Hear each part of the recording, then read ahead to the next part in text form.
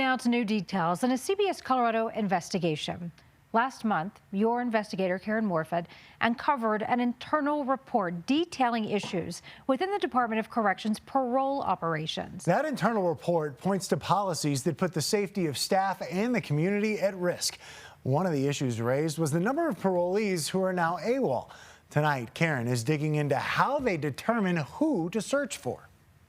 Every time Michael Bryant leaves his apartment, he worries. It's gotten to the point where I feel like it's getting dangerous. His punishment for doing a good deed, calling 911 when a neighbor was in trouble. I had heard him downstairs causing a commotion. He would beat on the neighbor, he would break out her windows. I asked him to not come back, and he did not like that. He is Daryl Springs, a convicted felon who served more than 10 years in prison for robbery before being granted parole in 2018. The Department of Corrections says he's now listed as an absconder, meaning his whereabouts are unknown after leaving parole supervision without permission, prompting a warrant.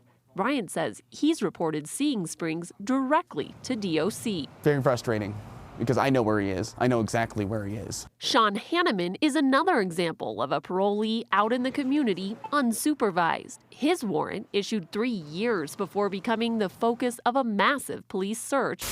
We are starting with breaking news. Authorities say Sean Hanneman is considered dangerous with violent tendencies. Days after that search, local law enforcement tracked him down and arrested him for parole violations. He remains in the Arapahoe County Jail. Mark Allison, a former parole office supervisor in Colorado Springs, says parolees going AWOL is common. There's little being done. When I left, there was probably about 200, maybe 300 absconders. Of one, could have been gone, a day or gone 5 years. A records request to Colorado's Department of Corrections shows of the 9,225 parolees across Colorado, 1,006 of them are now AWOL.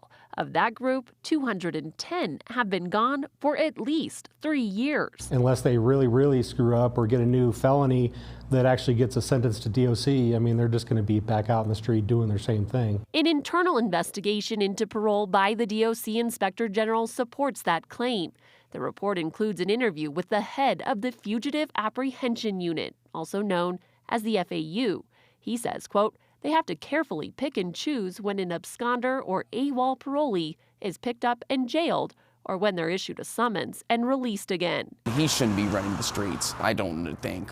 I feel like DOC should have, once he got arrested again, he should have been put back in DOC. A court granted Bryant a permanent protection order in July after Bryant says Springs threatened him. You always talk shit. If I catch you outside, I'm going to slap your whole head off your neck. CBS Colorado also found Springs pleaded guilty to threats to injure a person and has 2 outstanding domestic violence cases.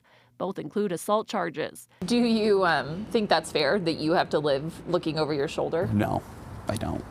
I don't think it's fair that he gets to walk free and just run around and do whatever. A spokesperson for the Department of Corrections declined an on-camera interview, but in a statement says, in part, each case gets attention.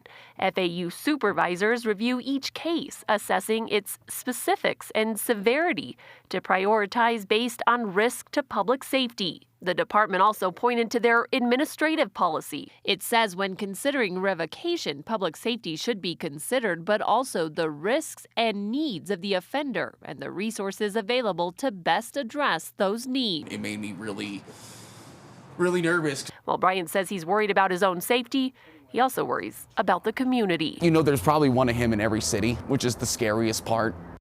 We did try and reach out to an attorney listed for Springs in one of his more recent cases. We did not hear back. His parole officer also directed us to the Department of Corrections with any questions, and a request for comment from Hanneman's public defender also went unanswered.